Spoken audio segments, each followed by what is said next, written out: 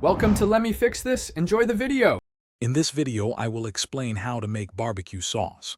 First, ensure you have all your ingredients ready and measured. A great sauce balances sweetness, acidity, and a touch of heat. Having everything prepped makes the cooking process smooth and enjoyable. We will cover the core components and then move on to combining them for a delicious result. Let's get started on crafting your perfect homemade barbecue sauce. The foundation of most barbecue sauces is a tomato product, such as ketchup or tomato paste. For that essential tang, you'll need vinegar like apple cider vinegar. Sweetness comes from ingredients such as brown sugar or molasses, which also add richness.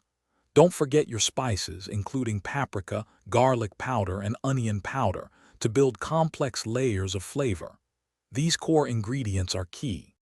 Once your ingredients are ready, combine them in a saucepan over medium heat. Stir everything together until well blended. Bring the mixture to a gentle simmer, then reduce the heat to low. Allow the sauce to cook for at least 20 minutes, stirring every few minutes to prevent it from sticking to the bottom. This simmering time allows the flavors to meld beautifully. Taste and adjust seasonings as needed. After your sauce has cooled, transfer it to an airtight container.